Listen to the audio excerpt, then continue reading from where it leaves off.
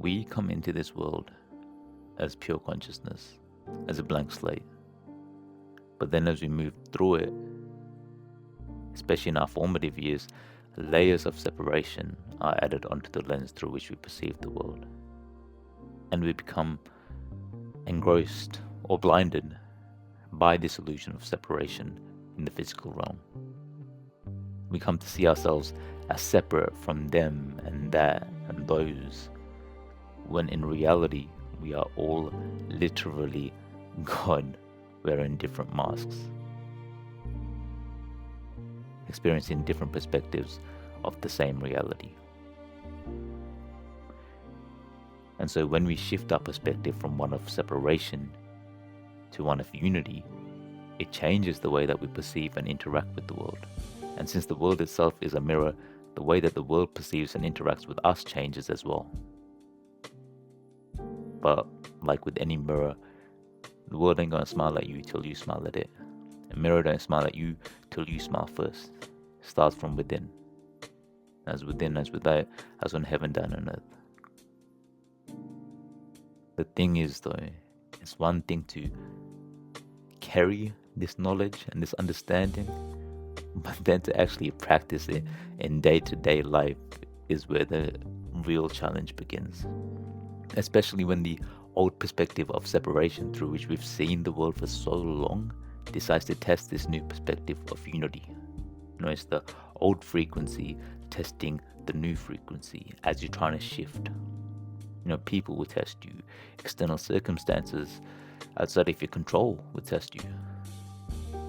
But you need to be able to uphold this perspective of unity, to uphold this new frequency, to stay staunch in it, even in the face of separation, even in the face of the old frequency. And this is something that I've been struggling with recently. I'm trying to uphold this new perspective of unity. Now, because I've carried this understanding for a long time, but it's not often that I actually practice it on a day-to-day basis. But one tool that I've actually been experimenting with recently, especially when someone tests me, is to try to see the inner child within them rather than the adult that's testing me.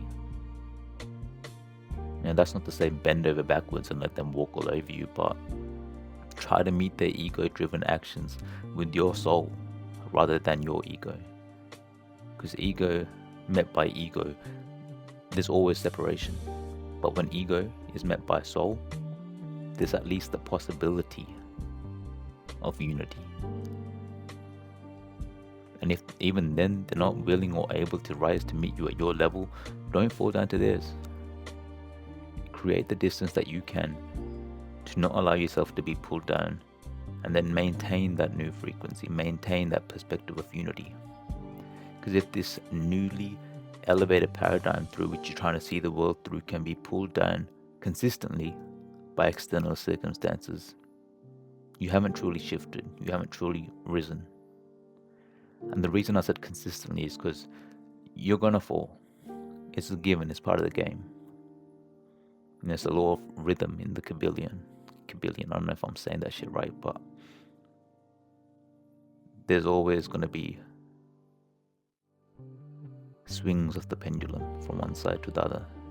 And so when you do fall, much like you can meet other people's inner child when they're testing you, meet yours.